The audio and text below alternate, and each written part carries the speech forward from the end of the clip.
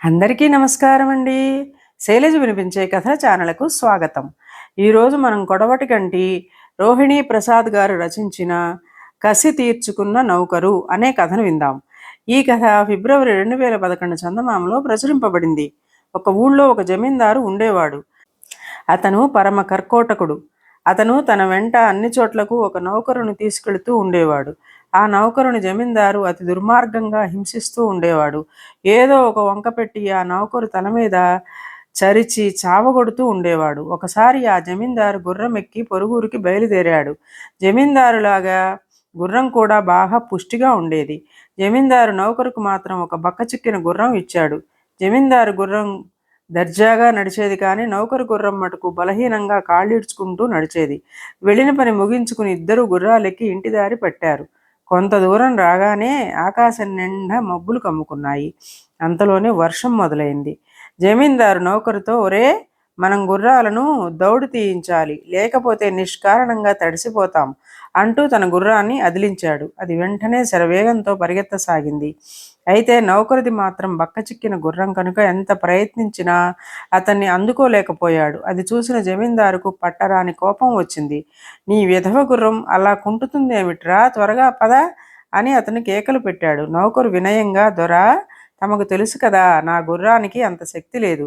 అది మీ గుర్రంతో సమానంగా ఎలా దౌడు తీస్తుంది అన్నాడు. నువ్వు దాన్ని సరిగా గడ్డి మెయ్యనివ్వటం లేదన్నమాట.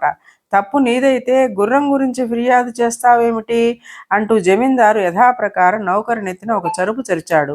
ఒక వంక వానలో తడుస్తున్న నౌకరు అతను కొట్టిన దెబ్బకు గుర్రం మీద నుంచి జారి పడకుండా తమాయించుకొని మౌనంగా దెబ్బల బాధ భరించాడు. అయితే జమీందారు చాలా పిరికివాడు. అతనికి వర్షమన్నా, ఉరుములన్నా, పిడుగులన్నా చచ్చేంత హడలు. ఆ సంగతి నౌకరుకి తెలుసు.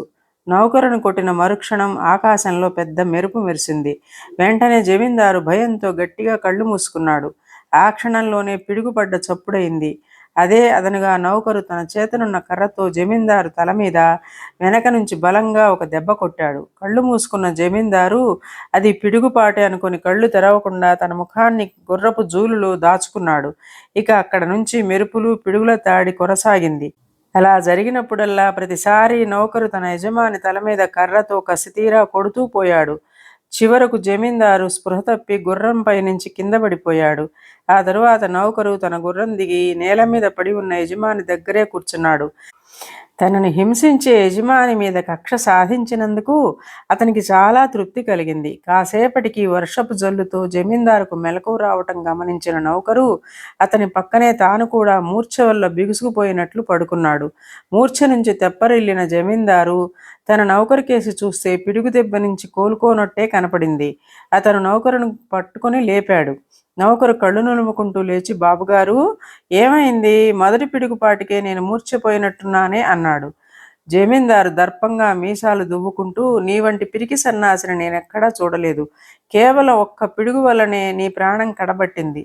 నన్ను చూడు, నా మీద 10 పిడుగులు పడినప్పటికీ నేను చెక్కు చెదరలేదు. అది నీకు నాకు తేడా అన్నాడు విజయ గర్వంతో.